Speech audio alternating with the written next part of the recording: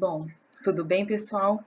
Vamos dar sequência, né, na nossa última parte do assunto, né, sintomatologia e diagnose, tá?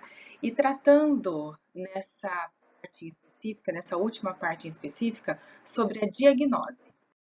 Então, aqui, ó, diagnose. O que seria isso nesse momento agora da disciplina? A gente já aprendeu os sintomas de doenças de planta, são separados, são divididos em sintomas necróticos e sintomas plásticos, já foi assunto de aulas anteriores, tá? E a gente aprende que existem os sintomas e também que existem os sinais, justamente para chegar num diagnóstico daquela doença. Saber, naquela cultura, qual doença é aquela, né? Para justamente eu sei que doença que é, o que eu vou fazer agora? Como que eu consigo, principalmente, controlar aquela doença? Bom, então, né, reconhecer o problema, saber que doença que é o objetivo prático, o objetivo principal da fitopatologia, né? Então, ó, a diagnose é justamente saber que doença que está ocorrendo ali naquela área, com aquela cultura, naquele momento, tá?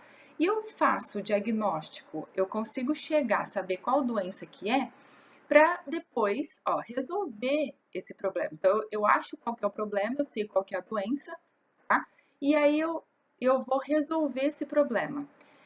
Vou ver as necessidades de controle, né? E as alternativas de controle. Quais controle que eu posso estar utilizando? Que também será assunto de uma aula futura nossa, princípios gerais de controle de doenças de planta. Bom, a diagnose de doenças de plantas, elas podem ser, né, pode ocorrer por conta que existem doenças já conhecidas, que estão descritas na literatura, alguém já observou elas, já descreveu, né, já sabe qual patógeno que está atacando, então são as chamadas doenças conhecidas. Mas também existem doenças ainda não conhecidas, que ainda não estão descritas na literatura, tá? E aí como que a gente faz, né? Como que a gente sabe que doença que é aquela? É um assunto nosso de hoje também, tá? E existem doenças também assintomáticas, que na minha opinião são as mais problemas, porque fica na área, as plantas têm o patógeno dentro delas, né? Essa doença está presente na área, só que como a gente não vê o sintoma externamente, são assintomáticas, não tem sintoma externamente, a gente não consegue, na maioria das vezes, diagnosticar. Não consegue, na maioria das vezes, nem saber que ela estava presente ali naquela área, tá? Então, a gente vai abordar um pouco das doenças conhecidas, um pouco, né, como chegar no diagnóstico das doenças conhecidas, das doenças não conhecidas e doenças assintomáticas. Bom, começando pelas conhecidas, então. As conhecidas, já que a literatura já traz para a gente, né, a descrição delas, é interessante, então, a gente lá no campo, surgiu um problema, começar a observar sintomas e sinais. Então, para a gente relembrar aí, ó, sintoma é toda a exteriorização, né, de que tem algo errado com aquela planta. Então, sintoma nada mais é do que ó, as modificações sofridas lá na planta, no hospedeiro, em decorrência do ataque do patógeno. Então, a planta está mostrando que tem alguma coisa errada com ela, né? E observar também sinais. O que são os sinais? As estruturas do patógeno. Principalmente eles são exteriorizados lá, né, no tecido doente, lá na mancha, lá na necrose, a gente tem as estruturas do patógeno que está ocorrendo ali, que está causando aquela doença, tá? Principalmente os esporos, né, no caso mais comum dos fungos, tá? E a gente, sabendo quais os sintomas, quais os sinais, a gente consegue chegar no quadro sintomatológico, que foi o que eu já falei para vocês. O que é o quadro sintomatológico? É uma sequência completa dos sintomas, desde quando iniciou, né, ocorreu a infecção da planta, até o momento que eu já tenho que é a reprodução do patógeno, né? E ocorre essa evolução dos sintomas. Então, esse quadro sintomatológico é essa sequência completa dos sintomas que ocorre durante ó, o desenvolvimento da doença, ok? Então, como a gente tem traz um exemplo para a gente na forma de figuras, né, na forma de fotos, Como que a gente pode observar sintomas e sinais? Então, nessa primeira foto aqui, ó, né, que eu fiz essa seta para vocês, a gente tem a observação dos sintomas. Lembra, sintoma pode aparecer tanto, principalmente, né, na página superior da folha, tá? Através de manchas, através de necrose, ou muitas vezes através de podridão, talvez não no caso das folhas, aí podridão em raiz, podridão em colo de planta. Então, os diversos sintomas que a gente já aprendeu. Então, a gente observa tanto em raiz, tanto em caule quanto em folhas, os sintomas, tá? Além disso, ocorre a observação dos sinais, que nesse caso, ó, a foto mostra uma lupa de bolso observando que tem alguma coisa ali no centro, né? Algo já está acontecendo ali no centro. Isso geralmente é o esporo do fungo, é a esporulação do fungo. Então significa, ó, observei sintoma, realmente a planta tem alguma coisa errada, e observei os sinais, realmente está esporulando. Então significa que provavelmente aquela doença é uma doença causada por algum fungo, tá? Além disso, eu posso levar uma amostra, né? Vou coletar uma amostra ali no campo, algumas folhas, algumas plantas e levo para o laboratório. E aí, no laboratório, a gente faz uma lâmina e observa justamente ó, o que eu coloquei nessa última seta, né? As estruturas do patógeno. Realmente, cada bolinha dessa daí é um esporo. E a partir do laboratório, né, se houver tempo hábil para isso, eu consigo chegar exatamente em qual patógeno que é.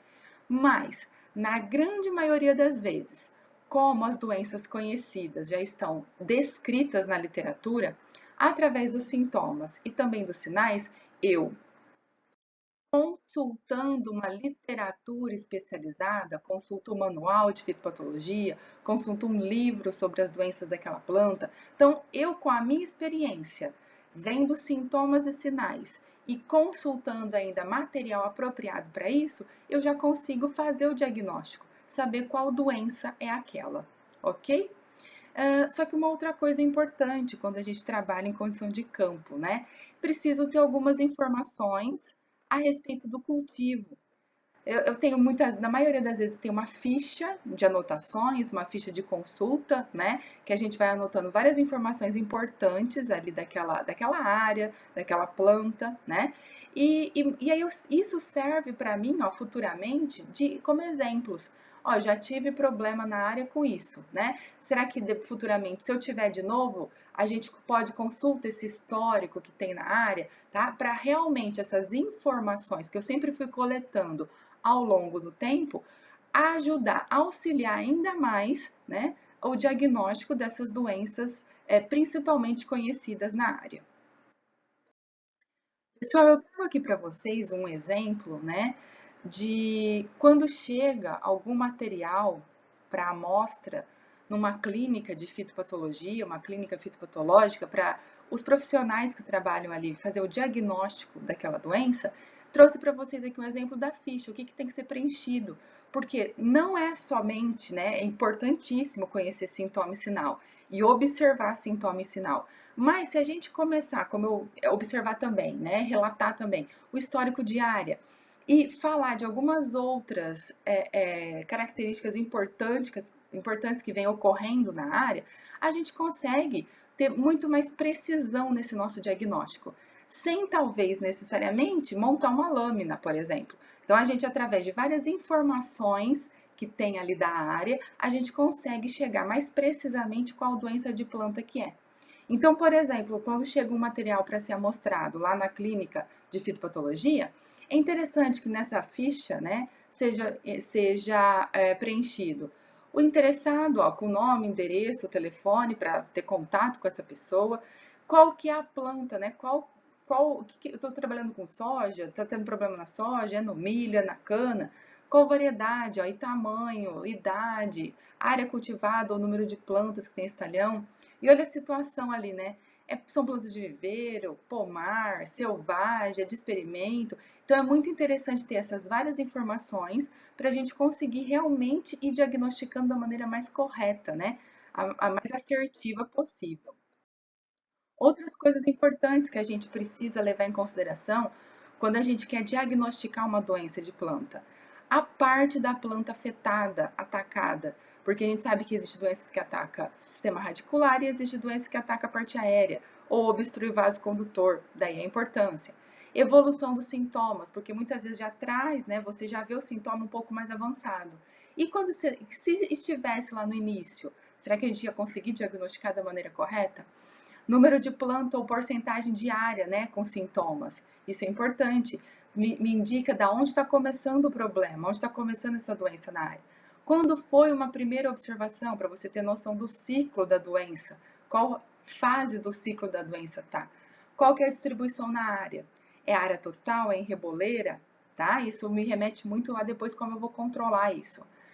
Fazer descrição, como que você observou a primeira vez, quais os sintomas, quais os sinais, condição climática da área que está inserida, o próprio manejo cultural, né, da própria manejo da cultura, foi feita adubação, calagem, tem irrigação, né, qual que é a variedade, histórico ó, de ocupação da área, o que tinha antes? Será que o que tinha antes proporcionou, né, aumentou ou diminuiu agora a intensidade da infestação nesse momento? Produtos que já foram aplicados. Isso é importante porque muitas vezes o fungo, né, o patógeno começa a criar resistência.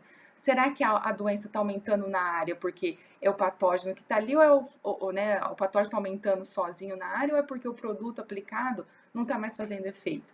Então vejam como é importantíssimo não só diagnosticar a doença, e sim traçar, né? Ter uma linha de raciocínio, fazer todo um levantamento por trás para ter um diagnóstico mais assertivo, mais correto daquela doença que está ocorrendo na área. Aí, só para finalizar, muitas vezes a pessoa quer realmente fazer algo mais elaborado, quer fazer um exame de laboratório, e aí pode fazer técnicas de isolamento, de serologia, teste ELISA, plaqueamento, testes moleculares, mas muitas vezes a gente não tem nem tempo, né, para chegar a esperar um resultado desse laboratorial. Então, por isso que é importante investigar histórico de área, saber sintoma, conhecer os sintomas, conhecer os sinais, para diagnosticar o quanto antes o problema que está acontecendo naquela área. E agora? E uma doença desconhecida? Como que a gente faz para diagnosticar, para chegar a qual doença que é, se ela é desconhecida? Como foram, né, diagnosticadas as doenças quando elas apareceram pela primeira vez no passado? O estabelecimento da relação entre uma doença e um micro-organismo só pode ser confirmado, né, após um cumprimento de uma série de etapas. Então, num primeiro momento, chega uma doença que a gente não conhece. E aí, como que a gente faz para conhecer aquela doença? Então, aquela doença, né, para ser realmente conhecida, para eu começar a descrever aquela doença, precisa passar por uma série de etapas, conhecida por postulados de Koch. Pessoal, postulados de Koch, né, foi inicialmente formulado por uma pessoa, pelo Henle, e adaptado pelo Koch, tá? Então, apresento aqui a figura deles para vocês, que eu acho importante, né, que até hoje, desde a época que foi publicado em 1882, desde então, né, foi formulado por eles, foi formulado pelo Henle e aprimorado pelo Koch, mas desde então a gente sempre utilizou esses postulados para estar trabalhando com doenças desconhecidas. Então agora a gente vai entender um pouco, né, como que funciona, quais são essas etapas dos postulados de Koch. Mas antes disso, logo de cara os postulados não foram propostos, né? Não foi proposto pelo Koch justamente para fitopatologia, para doença de plantas. Não. Foi num primeiro momento, né, proposto para saber o que estava acontecendo com as ovelhas. As ovelhas começaram a ter essa doença aí, carbúnculo das ovelhas, né, causado por essa bactéria, Bacillus anthracis, e num primeiro momento queriam saber que doença é essa. já que era desconhecida, ninguém sabia que doença que era aquela, e estava matando várias ovelhas, né? Então, no primeiro momento, foi para a doença animal. E que, ó, esses postulados, posteriormente, foram adaptados para a fitopatologia. Então, até hoje, a fitopatologia se utiliza desses postulados para conseguir diagnosticar uma doença desconhecida. Bom, então vamos às etapas, já que eu falei que tem que ser uma sequência, que é uma sequência de etapas para conseguir diagnosticar a doença, né? Então, são 4 etapas, ó. Uma primeira, e o que está gravado, o que está em vermelho aí, é o que realmente tem que ficar na cabeça de vocês para vocês entenderem como funcionam essas etapas, tá? O micro-organismo deve estar presente, sempre presente nas lesões das plantas doentes, ou seja, tem que ter associação constante. Se eu chego numa área e percebo que tem várias plantas doentes, por mais que eu não sei que doença que é ainda, tem várias plantas doentes e todas essas plantas eu observo que sempre tem o mesmo sintoma, por mais que eu não sei qual é ainda, né? Mas tem uma associação constante. Todas se apresentam do mesmo jeito, todas apresentam o mesmo sintoma. Isso que quer dizer associação constante. Beleza. Uma segunda etapa do postulado. O que eu vou fazer? Eu vou pegar uma amostra dessas plantas doentes, vou levar para o laboratório e vou fazer o isolamento do micro-organismo. Esse micro-organismo, então, deve ser isolado e cultivado em cultura pura, né? Vou fazer em placa de Petri, com meio de cultura, eu vou isolar e vou começar a estudar qual micro-organismo é esse. Então, esse micro-organismo tem que ser isolado. Tenho que começar a saber que micro-organismo é esse. Se é um fungo, se é um vírus, se é uma bactéria, tá? Aí a gente vai para a terceira etapa do postulado. O micro-organismo isolado, esse que eu estou lá no laboratório agora trabalhando com ele deve reproduzir os mesmos sintomas que eu vi lá no campo quando eu faço a inoculação em uma planta sadia. Então, beleza. Eu tenho lá agora o micro-organismo numa placa de Petri, em cultura pura, vou pegar aquele micro-organismo e vou colocar numa planta limpa, né, sem doença nenhuma, uma planta, né, sadia.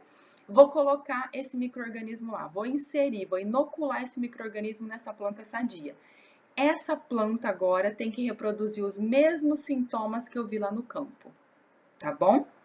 E aí a gente chega na última etapa do postulado, dos postulados, né? Que eu vou pegar agora essa planta nova, que era sadia e que eu inoculei, né, esse patógeno, eu vou pegar e vou reisolar novamente. Vou pegar aquela planta que era sadia, que agora inoculei, que eu tive os mesmos sintomas, e eu vou reisolar novamente esse micro-organismo e ele tem que ser o mesmo lá em cima do segundo postulado. Ele tem que ter as mesmas características, tem que ser o mesmo micro-organismo que eu consegui lá na cultura pura. Ok? Então, são essas 4 etapas. Tem que ter associação constante no campo, eu tenho que pegar amostras e isolar no laboratório para saber qual micro-organismo que é. Desse isolado de laboratório, eu vou inocular numa planta sadia que tem que reproduzir os mesmos sintomas do campo, essa planta, né, que eu inoculei. E dessa planta que eu inoculei, eu vou fazer o reisolado, que ele tem que ser o mesmo fungo que eu tinha achado lá no campo. Então, essas são as 4 etapas dos postulados de Koch. Vamos só, assim, tentar rapidamente as 4 etapas, né? Os 4 postulados aí. Então, essa história de associação constante. Ó, eu vou observar lá no campo sintomas e sinais que tem que aparecer em todas as plantas doentes. Vou observar muitas vezes, levar para o laboratório, ó, e observar mais detalhes desses sintomas, desses sinais no microscópio. Beleza. Trouxe para o laboratório, então, já que eu observei sintomas e sinais constantes, trouxe essa amostra para o laboratório e vou fazer o isolamento do micro-organismo em cultura pura. Alguns meios, alguns exemplos de meios de cultura, né? Em aula de microbiologia, com certeza vocês fizeram algum isolamento, algum plaqueamento de algum micro-organismo. Então, é nesse momento aqui, ó, que a gente vai conseguir estudar o patógeno. Quem que é que está causando aquela doença? Aí, pessoal, só tem um detalhezinho em relação a esse segundo postulado, ó, restrições ao segundo postulado, tá? Quando eu trabalho com parasita obrigatório, por exemplo, tá listado para vocês aqui, ó, os míldios, os oídios, as ferrugens, os carvões, os fitoplasmas e as viroses, eu não consigo isolar esses micro-organismos em laboratório. Por quê? Porque eles são parasitas obrigatórios. Precisam sempre ter uma planta viva para ele estar se desenvolvendo, tá? Então, ó, só exatamente nesse caso, desses exemplos aqui que tem para vocês, que a gente não consegue fazer a cultura no laboratório, fazer uma cultura pura. Então, professora, como faz? Uai, por exemplo, se lá no campo eu tenho associação de sintomas constantes, eu pego e já inoculo diretamente numa planta sadia, né, lá na casa de vegetação, no próprio laboratório, e eu pulo então essa segunda etapa. Por quê? Porque a gente não consegue ter em condições de laboratório ferrugem, por exemplo, os vírus, por exemplo, tá? Então, nesses casos de parasitas obrigatórios, a gente não tem esse segundo postulado. Mas pensem o seguinte, sempre existem os quatro, que até agora foram, né? Associação constante no campo de sintomas e sinais, vou isolar em cultura pura e vou começar a estudar qual patógeno que é esse. A terceira etapa do postulado. O que eu vou fazer? Ó? Eu vou inocular num hospedeiro sadio, numa planta sadia agora, né? Sem sintomas nenhuma, a mesma cultura lá que eu achei no campo, se é soja, mas agora é sadia, se é milho, agora é o milho sadio. E aí eu inoculando esse fungo, eu inoculando essa bactéria nessa planta sadia, tem que ter os mesmos sintomas que eu vi lá no campo. Tem que ter a reprodução dos sintomas, tá? E aí só listei para vocês aqui alguns métodos que pode ocorrer, né? Essa inoculação no hospedeiro sadio. A gente pode pulverizar o inóculo, né, o esporo, a bactéria, fazer um ferimentozinho na folha e colocar lá dentro. Eu vou imergir, né, colocar aquela folha dentro de uma solução de inóculo, ou ou contaminar solo, ou usar vetores, se for o caso dos vírus, por exemplo, tá? Então, o importante aqui é que sempre eu vou pegar lá da cultura pura e vou inocular, vou colocar no hospedeiro sadio, vai ter que reproduzir os mesmos sintomas do campo. E por fim, a quarta etapa do postulado, né? Que eu vou pegar agora dessa planta de laboratório, de casa de vegetação, que apresentou os mesmos sintomas do campo, eu vou pegar e vou reisolar, né? Aquele fungo, aquela bactéria. E esse reisolamento tem que me falar o seguinte, ó, aquele fungo, aquela bactéria é o mesmo lá de quando eu isolei da doença do campo, tá? Então a gente perceber que o primeiro e o terceiro tem que ser parecidos, sintomas tem que ser parecidos, e o segundo e o quarto tem que ser quem? O mesmo patógeno, tá? Então eu vou, ó, nesse quarto, que é o reisolamento, eu vou isolar o micro-organismo da planta inoculada e comparar as características com o obtido no isolamento da aplicação do segundo postulado. Perfeito?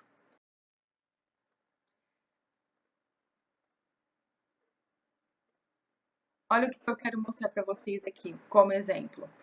Lá no campo, né, olha o número 1, observem o número 1. Lá no campo eu observei que tem plantas com essas características de sintomas e sinais, tá? Beleza. Catei uma amostra, levei para o laboratório, fiz o plaqueamento, ó, lá na foto 2, né? Eu fiz o plaqueamento e observei esse tipo de patógeno, que é uma bactéria. Beleza. O que eu vou fazer agora? Ó? Inocular em uma planta sadia da mesma espécie. O postulado número 3. Peguei, né, lá aquele micro-organismo, aquela bactéria, inoculei novamente numa planta sadia. O que apresentou, ó, 1 e o 3? Os mesmos sintomas, tá? Agora, desse 3, da etapa 3 do postulado aí, eu vou pegar novamente e vou fazer uma nova inoculação, uma reinoculação. E reparem, o postulado 4 me deu a mesma bactéria do que o postulado 2. Então, o que a gente, na realidade, os postulados falam para a gente? Que a gente vai seguir essas etapas para realmente provar que aquela doença é aquela mesmo e que aquele patógeno que está causando a doença é aquele mesmo. Realmente eu comprovei. tá? E aí vem a outra parte, né? Eu vou começar então a descrever sintomas, descrever os sinais, vou começar a estudar mais molecularmente esse patógeno, saber muitas vezes talvez DNA, e aí começam mais as especificações, as partes mais específicas de conhecimento da doença. Mas quando eu tenho doença, né, desconhecida, eu obrigatoriamente tenho que fazer essas 4 etapas para provar que aquela doença é ela mesma, que aquele patógeno é ele mesmo que está causando a doença.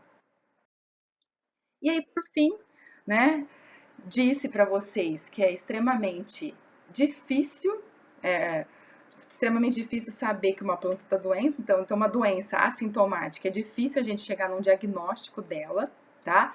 E de certa forma ela é importante, porque ela não apresentando sintomas, a gente não sabe que a doença está ali.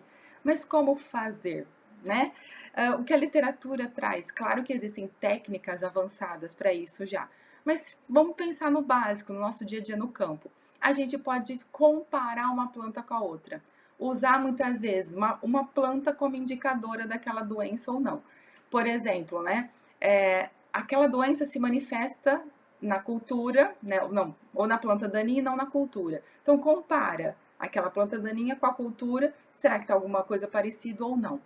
Lembrando que é só por comparação, por indexação que a gente chama, tá? Mas que doenças assintomáticas são extremamente complicadas da gente chegar num diagnóstico. Aí exige algo muito aprimorado, algo mais muito de laboratório. Bom, pessoal, era isso que eu tinha para falar para vocês nessa parte da aula, tá?